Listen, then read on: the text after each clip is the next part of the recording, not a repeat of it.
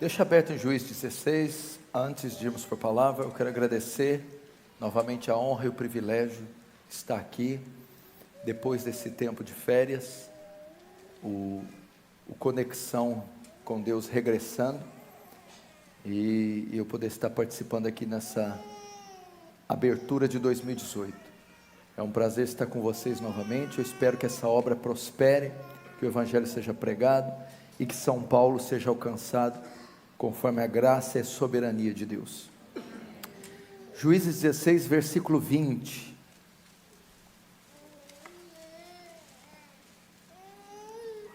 Disse assim, Dalila quem vai falar, e disse ela: os filisteus vêm sobre ti, Sansão.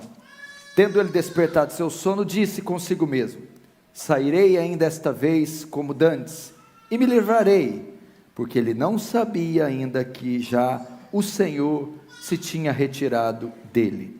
Deixa aberto aí no capítulo 16, nós vamos passar por ele um pouco. Feche os olhos só mais uma vez. Pai Santo, glorifica teu nome aqui essa noite, despeja da sua graça, abundante e gloriosa, de maneira que haja convicção do pecado, que teu reino avance, que tu receba glória para si, que seu nome seja exaltado. Amém e amém. Presta atenção no que vamos dizer. As crianças que ficaram aqui, as mães tentem controlar, por favor. Atenção nessa hora é importantíssimo. Trataremos essa noite de um dos temas mais importantes da fé cristã, de um dos temas mais terríveis para a vida do crente. Vamos falar hoje sobre o pecado, mais propriamente dito, os efeitos do pecado, o efeito do pecado. Apesar de ser um tema extremamente claro, explícito, e da Bíblia citar ele com abundância, com fartura, ele é pouco mencionado nos púlpitos atuais, nos livros, nos congressos, nas conferências. Preste atenção, a igreja moderna, a igreja contemporânea, ela se gaba de ser cheia do Espírito Santo. Muitos dizem que o Brasil está passando por um avivamento, por conta do crescimento e plantio das igrejas neopentecostais. Nos Estados Unidos da América, por exemplo, alguns têm a ideia que o Brasil está passando por um avivamento, porque tem igreja a cada esquina, congressos, shows, CDs gospel sendo gravados, e milagres saindo pelas paredes, dizendo que isso é a unção do Espírito Santo. Mas preste atenção, se esses pregadores se dizem cheios do Espírito Santo, se esses livros deles são inspirados pelo Espírito, se essas unções todas vêm do Espírito, e eles não mencionam nada sobre o pecado, o ministério deles não tem nada a ver com o Espírito Santo, porque uma das principais obras do Espírito Santo é convencer do pecado. Se você diz que é cheio do Espírito Santo, e não prega sobre o pecado, não menciona sobre o pecado, não escreve sobre o pecado, não ensina sobre o pecado, o Espírito Santo está a quilômetros de você, porque uma das principais obras dele é essa: mencionar, convencer, apontar o pecado, para que o pecador seja conduzido a Cristo. O pecado é um tema atual, oportuno, pertinente. Primeiramente, antes de tratarmos dos efeitos do pecado, vamos relembrar o que é pecado.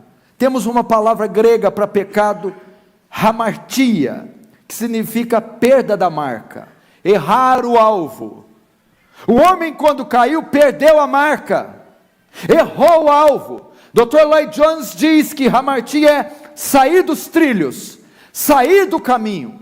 O homem saiu da vontade de Deus, ele se desviou do plano de Deus, perdeu a marca, o alvo, errou. Tudo que o homem faz é equívoco, é contrariar o Senhor. Segunda palavra, nós temos pecado e transgressão.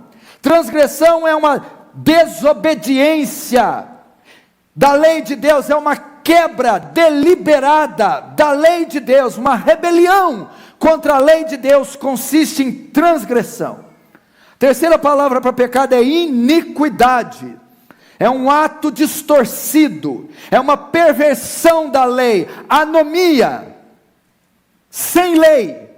Pecado, transgressão e iniquidade. Essas são as palavras para pecado. Aquele que se desvia da vontade de Deus, aquele que infringe, quebra, viola deliberadamente a lei de Deus, aquele que distorce e perverte a lei de Deus, é aquele padrão de vida contrário à natureza de Deus. Tudo que é contrário à natureza e à lei de Deus é pecado, é iniquidade, é transgressão. Desobedecer os mandamentos, preceitos, estatutos, lei, a palavra de Deus, isso é pecado. Porém nós não trataremos do que é pecado, e sim das suas trágicas consequências. Essa mensagem é um alerta para você, meu irmão, é um alerta para uma igreja, para um povo que hoje vive um evangelho superficial.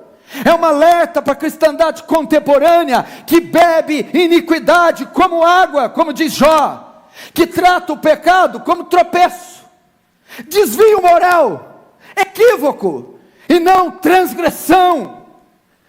Uma geração que trata o pecado com superficialidade, e que não dá o devido valor ao pecado, nem sequer sabe o que é pecado. Pecam por ignorância, como o salmista diz: expurga-me até os que são ocultos. E nós não podemos brincar com o pecado. John Owen disse: mate o pecado, ou o pecado matará você. Eu digo: encontre o seu pecado e mate ele, porque senão ele encontra você e mate você. Tem base bíblica? Sim, nós temos Deuteronômio 32, o pecado há de vos achar, há de vos encontrar, e nós precisamos lidar com isso. Jesus disse: se não credes que eu sou, morrerei nos vossos pecados. Isaías diz assim: a mão do Senhor não tem encolhida para que não possa salvar, nem os ouvidos tapados, agravados, para que não possa ouvir, mas os vossos pecados fazem separação entre vós e vosso Deus, e as vossas iniquidades encobrem meu rosto, para que eu não vos ouça. Como é que eu vou tratar o pecado de qualquer jeito? As consequências, Gálatas 6, não se engane, Gálatas 6:7, a lei da semeadura, de Deus não se zomba, tudo que o homem plantar, semear, isso colherá. Você quer ver outro versículo que está nas entrelinhas da Bíblia, que a gente quase não percebe, precisa de uma lupa para saber? Hebreus 2:2 diz que toda transgressão recebeu justo castigo, que o salário do pecado é a morte. Há consequências para quem vive uma vida de iniquidade, mesmo para o salvo, mesmo para o redimido, mesmo para o lavado, mesmo para quem possui o Espírito Santo. Se esse cai, se esse se esfria, se esse começa a viver uma vida de pecado, ele tem consequências. Essa noite eu estou chamando você para tratar o pecado com seriedade, com a devida atenção que ele merece. Não tem nada que Deus mais abomine no universo do que o pecado.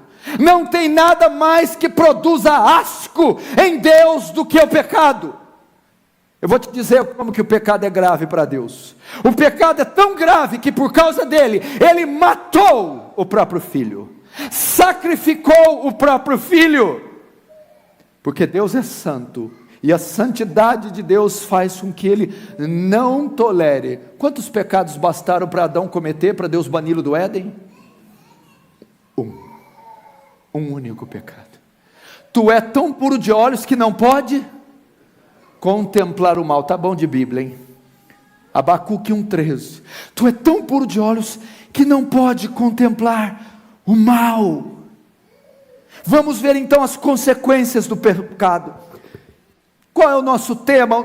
O nosso personagem que vai ilustrar esse fato trágico. O texto que eu abri de Juízes narra a história de Sansão. Esse é o período de Juízes, um dos períodos mais escuros de Israel, um dos períodos de paganismo, idolatria e sincretismo. Deus então levantava juízes e estes livravam Israel do inimigo. No capítulo 16 e 15 e 17, ele levanta um homem chamado Sansão para julgar Israel e livrar. Um homem que era conhecido pela sua força física. O Espírito de Deus, quando vinha sobre Sansão, fazia ele o homem mais forte do mundo. Ele trancava as cidades, a porta das cidades. Ele matou 1000 homens com uma queixada de jumento. Ele amarrava raposas no rabo uma da outra, incendiava o milharal do inimigo, matava leão, rasgava como um cabrito. Um homem de força colossal, Sansão. Entretanto, Sansão teve uma vida devassa. Ele começou a transgredir contra o Senhor, pecou. Sansão era um narizeu. Se você estudar Números capítulo 6, você vai ver um voto de nazireado. Sansão era nazireu. O que significa ser nazireu? Sobre a sua cabeça não podia passar navalha. Isso incluía, era exigido no voto. Não era dada bebida forte, nem podia tocar em cadáveres, nem se prostituir. Este era o voto que Sansão, por ser nazireu, devia guardar. Era separado para ser um homem de Deus, para ser um ministro do Senhor, um homem que deveria ser santo e separado, para então dirigir e liderar o povo de Israel. Contudo, a trajetória de Sansão foi um caos. Sansão pecou. A Bíblia diz que ele tocou no corpo de um leão para obter mel, tocou no cadáver, quebrando a lei. Ele se prostituiu, entrou com prostitutas, pecou. Ele revelou o segredo da Dalila, o seu cabelo foi cortado, ele quebrou o voto de nazireado. Ele teve uma vida de profundos pecados. Ele mentiu para a mulher. Ele desobedeceu pai e mãe, quando pai e mãe disse: não tem mulheres aqui em Israel para você buscar lá nos filisteus. Ele desonrou um dos mandamentos do decálogo. Ele quebrou o seu voto, ele se embriagou, ele se prostituiu, ele tocou em animais mortos. Só que o que aconteceu? Tudo isso teve consequências.